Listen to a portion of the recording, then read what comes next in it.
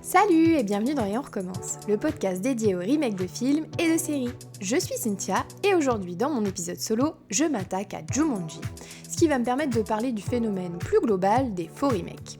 Comme d'hab, on aura 3 rounds et un gagnant dans mon cœur. Jumanji, c'est un film américain sorti en 1995, adapté d'un livre de 1981. Il est réalisé par Joe Johnston, à qui l'on doit entre autres Chérie, j'ai rétréci les gosses. Le film, c'est un succès mondial au box-office et il est désormais considéré comme un film culte, notamment grâce à son interprète principal, Robin Williams. Perso, quand j'étais petite, j'étais aussi super fan de la série télé animée. On écoute tout de suite un petit extrait de la bande-annonce du film. Il existe un jeu qui s'appelle Jumanji et qui a une vie bien à lui. Vous ne savez pas du tout dans quoi vous allez vous embarquer. Un jeu ancien, au cours duquel l'esprit primitif de la jungle peut surgir et s'emparer de votre monde. Et ceux qui un jour ont joué à ce jeu en connaissent les dangers.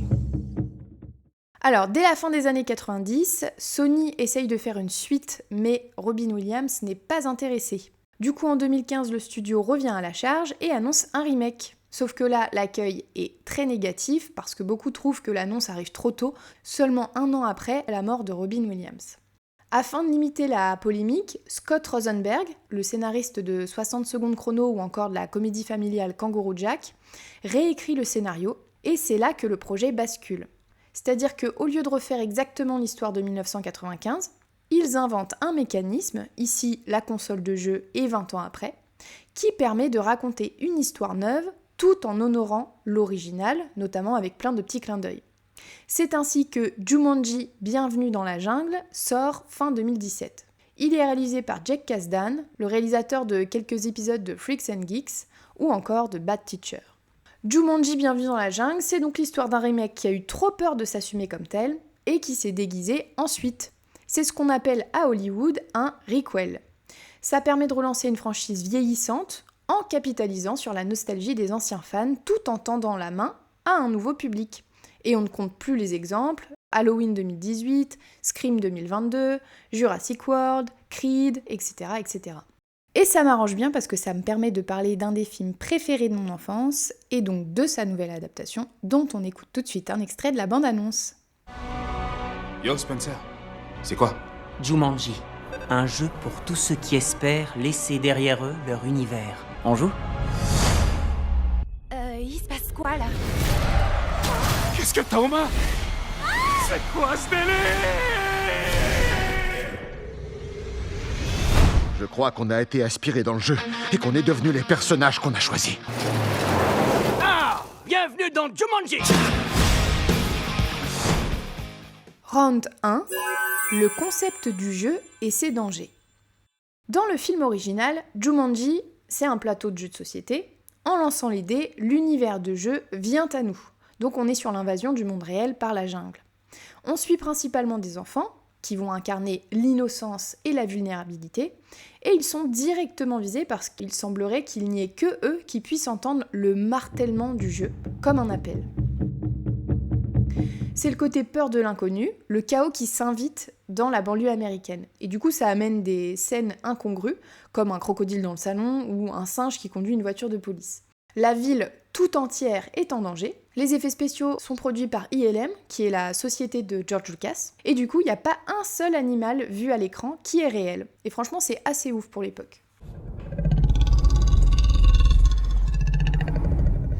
Ce n'est pas un vrai Peter. C'est une hallucination. Dans le requel, on passe de l'autre côté du miroir. L'immersion, elle est totale puisque là, la console de jeu vidéo, elle nous aspire directement dans le jeu. On a affaire à des ados un peu teubés, mais quand même moins vulnérables que des enfants. Surtout que chaque joueur, via leurs avatars, ont chacun des compétences qui vont les rendre plus puissants. C'est un peu moins effrayant puisque les personnages sont plus armés. Donc pour moi, le gagnant du round, c'est l'original. Même si l'adaptation du concept, elle est brillante pour le requel, c'était quand même super cool à l'époque, quand on regardait l'original, de voir des espaces aussi familiers, envahis par des menaces qui sont improbables. Et on a tous rêvé de faire une partie de Jumanji, même si ça voulait dire qu'on pouvait se faire courser par des rhinos en pleine ville. Round 2, les personnages et le ton du film. Dans l'original, Alan Parrish, il a disparu pendant 26 ans. Il a donc perdu toutes ses années de sa vie et toutes les découvertes liées à l'adolescence et au monde du jeune adulte. Juste avant sa disparition, il s'est disputé avec ses parents au point de vouloir faire une fugue. À son retour, toute sa famille est décédée et il est alors rongé par les remords. Quant à Judy et Peter, donc interprétés par Kirsten Dunst et Bradley Pierce, ils libèrent Alan. Ils continuent la partie de Jumanji avec lui. Leurs parents sont morts dans un accident quand ils étaient plus jeunes et ils sont depuis orphelins et ils vivent avec leur tante. Donc Robin Williams, lui, il va apporter quand même une profondeur mélancolique incroyable à ce film pour enfants qui est quand même du coup très sombre. Et d'ailleurs, Kirsten Dunst raconte qu'entre deux prises, Robin Williams y passait son temps à faire rire les enfants sur le plateau pour les détendre. Dans le requel, là, nos personnages, c'est 4 ados. Spencer, le geek impopulaire qui se fait tabasser, il va devenir l'avatar joué par Dwayne Johnson. On a Fridge, le sportif musclé et populaire qui va être coincé dans le corps de Kevin Hart. On a la jolie blonde et superficielle Bethany qui va être incroyablement interprétée par Jack Black. Non! Je suis devenu un homme mûr et obèse! Et Martha, la petite intello que personne ne remarque, aura le visage et le corps de la sexy Karen Gillan. Le film se moque avec tendresse des codes du jeu vidéo, notamment du RPG, avec les archétypes dont la fille sexy peu habillée mais qui combat en talons, le fait que les avatars aient plusieurs vies, des faiblesses plus ou moins sensées. Point faible, gâteau, vitesse, force. Je hais ce jeu. Point faible, gâteau. Oui, le gâteau est mon point faible. Ainsi que la vitesse et la force. La force est mon point faible. Et une petite question. Qu'est-ce que la force fait dans mes points faibles? J'aimerais qu'on m'explique. Donc c'est une comédie de personnages basée sur l'inversion des clichés, ce qui donne des scènes vraiment hilarantes et brillamment jouées par leur interprète, notamment Jack Black, qui avait passé du temps avec Madison Iseman, l'actrice qui joue Bethany dans la vraie vie, pour essayer de l'imiter au mieux. Pour moi, le gagnant de ce round, c'est le requel, parce que le film se prend pas du tout au sérieux, il est très rythmé, et aussi pour son casting 5 étoiles. Round 3, ce que racontent les films. Dans l'original, je l'ai dit plus tôt, Alan revient après 26 ans d'absence, et tout le monde le croyait mort. Donc le film part surtout du temps perdu et du traumatisme, mais aussi de la famille et de la réparation, puisqu'à la fin, il retrouve ses parents, et il arrive à sauver ceux de Judy et Peter. Donc finalement, c'est un film familial d'aventure dramatique, ancré dans son époque, où on voit des enfants qui jouent entre eux à des jeux physiques. Dans le requel, le sujet est totalement différent. Là, on va plutôt parler d'amitié, de confiance en soi et d'appartenance à un groupe. Les ados que tout oppose doivent collaborer pour leur survie, dépasser leurs complexes et apprendre à se faire confiance. Spencer, Bethany, Fridge, Martha, vous devriez vous demander qui vous êtes et qui vous voulez devenir. Le jeu vidéo sert alors à parler de l'adolescence et de l'image de soi. C'est une comédie d'action rythmée, ancrée dans son époque, où les ados sont chacun sur leur téléphone et où le virtuel a pris le pas sur le monde extérieur qui représente une menace.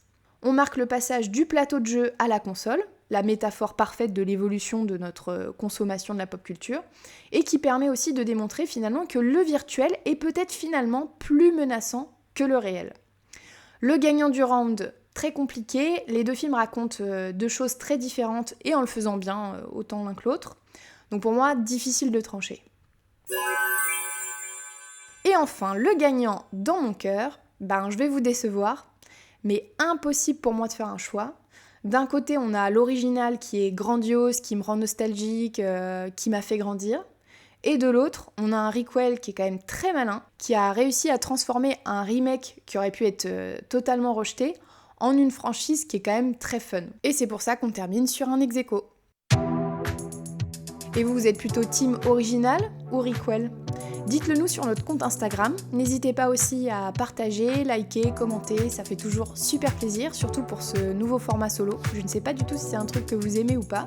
Dans tous les cas, on se retrouve très vite pour un épisode de Bastien avec toute l'équipe réunie cette fois. À bientôt!